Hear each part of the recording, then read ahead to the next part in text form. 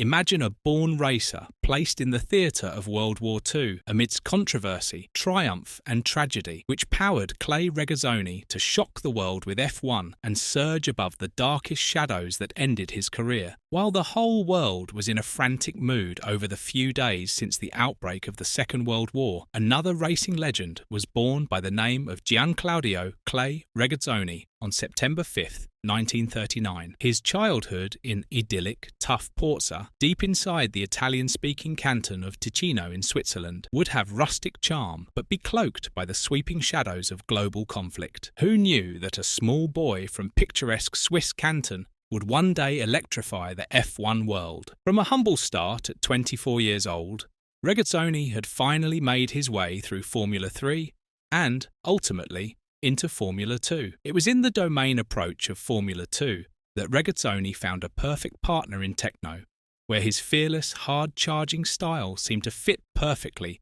with Tecno's ambitious, forward-looking approach. Before long, Regazzoni had become a tough competitor, a force to be reckoned with on the track. But every hero's journey is marked by trials and controversies. In 1968, during the Formula 2 Dutch Grand Prix, Regazzoni was implicated in a tragic incident that claimed the life of young British driver Chris Lambert. It was actually an exceptionally hard race where Regazzoni was running well up the field, only for Lambert's Brabham suddenly to lose control and crash into a bridge, killing him. There were rumours milling around. Some of the crowd went as far as to say that Regazzoni had deliberately forced Lambert off the course when he was lapping him. This cloud of gossip hung over his head like a shadow over what could have been an illustrious career. The air was tense with implication. Had Regazzoni, that fierce competitor, gone too far that day? The questions remained, and the murmurs grew louder. The inquest that followed was terrible. All fingers would point at Regazzoni.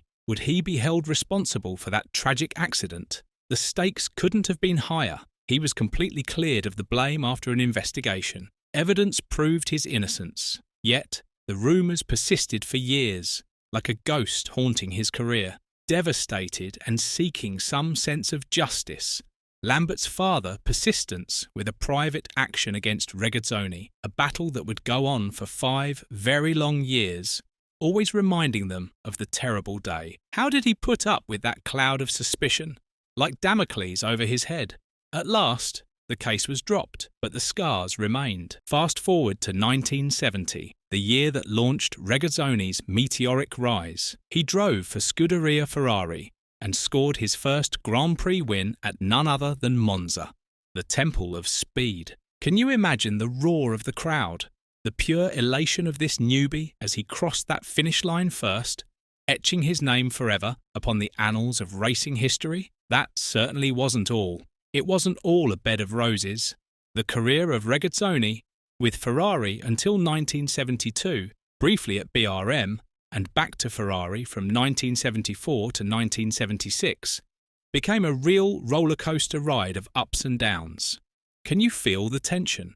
Each race, each season brought its share of challenges and triumphs. But step back a bit. Imagine the 1970 Italian Grand Prix, Regazzoni's first year of competition. At Monza, the Ferrari ran like a lion. Every turn, every straight, was a promise of triumph or disaster. The tension was killing. All over the world, people were barely breathing as this young, aggressive driver pushed his limits to the very extremity of pressure. Then, with brilliant skill and brazen nerve, Regazzoni sewed up his first victory.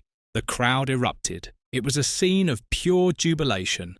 The waving of the flags, the roaring of the fans. Clay Regazzoni had arrived barking, but a racer's life was never clear of dark clouds. Let us take 1974. Regazzoni teamed up again with Ferrari, but things could not get any higher stake. The team was experiencing a great deal of pressure to delve deeper into the old highs of F1. Challenge number 2. At the evolution of the season to the running of each race came the wearing down in nerves, skills and will. All this while, Regazzoni was wiping out other racing giants. In fact, one could feel the tension, like even the team of mechanics and strategists, like fans, were silently praying fruitfully in kind. Each race was a war, and every lap came with its own icing of uncertainties. Yet, Regazzoni remained undeterred, his eyes still on the prize.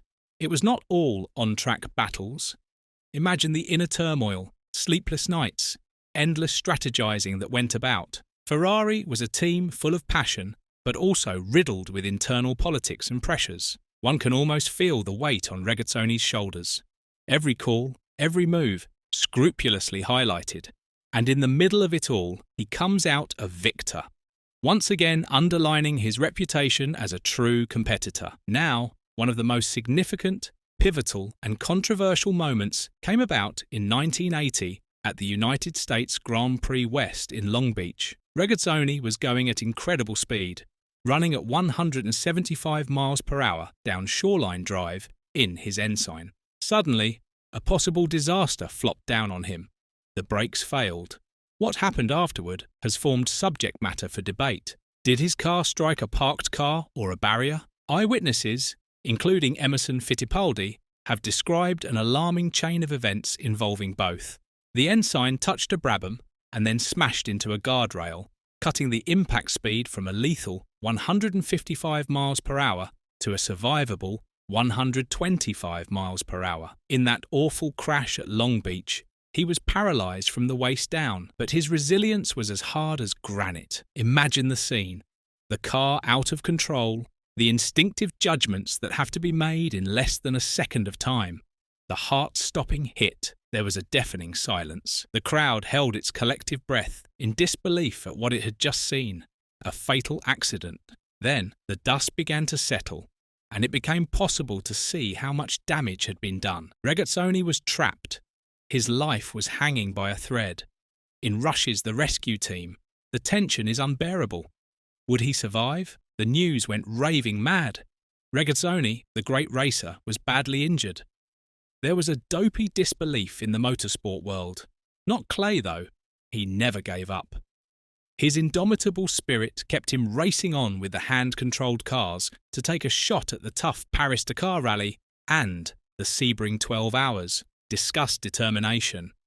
But the crash itself is, of course, much deeper. The brakes failed at 175 miles per hour. What do? The instincts of a seasoned racer kicked in. He tried to steer, to find an escape route, but fate decided otherwise. The escape road was blocked by abandoned cars. It was a nightmare scenario. The Ensign scraped against a Brabham, the initial impact breaking his left leg. The car thundered towards a concrete wall lined with tyres. The impact was terrific.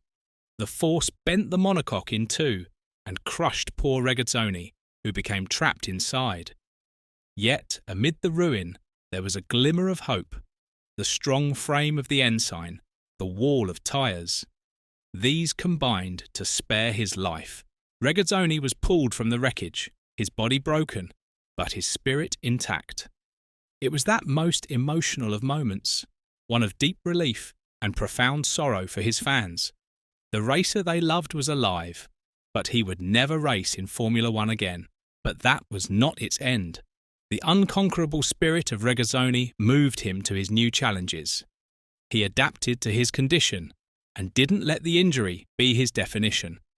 He could take part in the Paris-Dakar rally, which is an event to test a biker's endurance and will. In the deserts of Africa, driving with hand-controlled cars, he challenged some of nature's toughest terrains. Here was the man who conquered the racetracks. Now battling the elements, his spirit remained unchanged. In 1996, Regazzoni found a new role as a commentator for Italian TV. His experience and character added totally new dimensions to the broadcasts.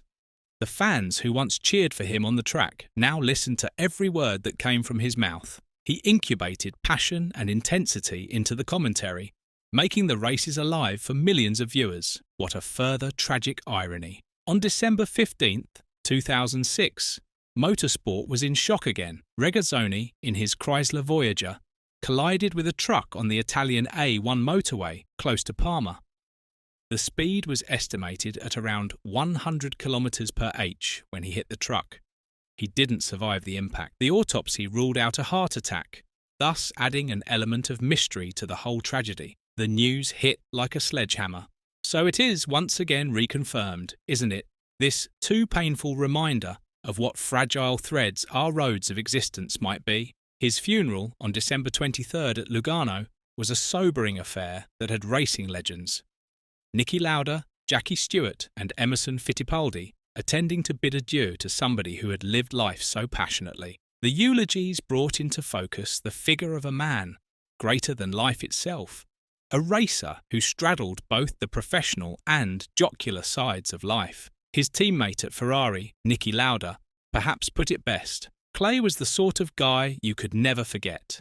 He died as he lived, simply taking life as it came. He was a great blend of the professional and the playboy.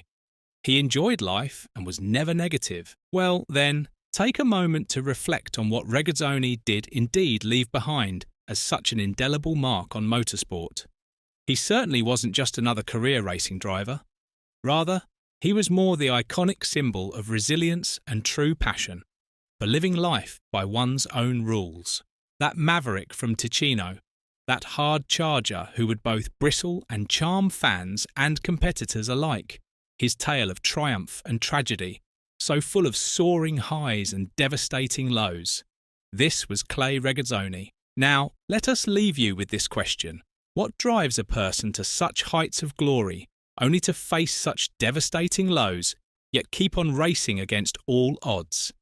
It is a tribute to the human spirit that refuses to die, and maybe just the very essence that defines a true racing legend. Now, as we hit toward the end of yet another issue of Formula One Exciting Stories, stay tuned for much more. Until next time, keep those engines running alongside our spirits high. Like and subscribe for even more F1 icon stories.